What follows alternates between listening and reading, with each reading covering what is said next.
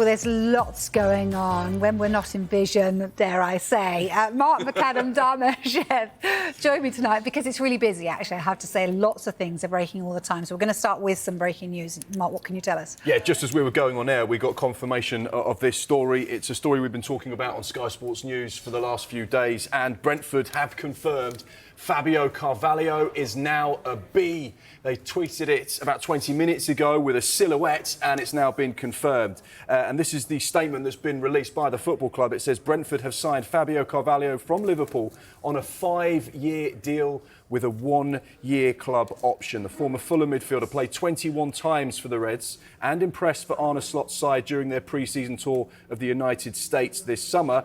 Thomas Frank has also been quoted, and he said as well, Fabio is the type of player that we don't have many of in the squad, so he will add that something extra for us. The 21-year-old has joined for a total package worth £27.5 million. We know that there was a rejected bid from Liverpool earlier on in the window from Southampton, which we understand to be worth 15, but Brentford put onto the table an offer that Liverpool quite simply couldn't refuse. I know that Arne Slot was keen on working with Fabio Carvalho, didn't want him to go. However, he understood that this was a deal the club simply couldn't turn down. He had 2 loan spells last season at RB Leipzig and in the second half of the campaign in the EFL, in the Championship with Hull, where he scored 9 goals in 20 games, made a real impact in the second tier and was viewed very much as one for the future at Liverpool. But like we say, 27.5 million as a total package was just too much for them to turn down, bearing in mind they'd picked him up from Fulham just 2 summers ago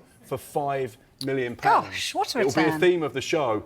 Big business being done, big profits being made by these Premier League sides as they sell some of those younger players.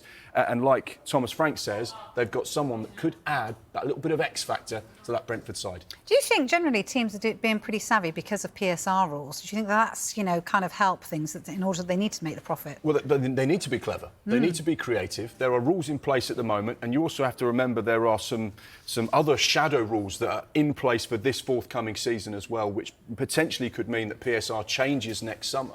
And therefore, clubs have to be sensible. They have to be sustainable. They can't spend beyond their means. They have to make sure they have high turnover and that everything they do fits into what the financial parameters that have been set out by the Premier League are.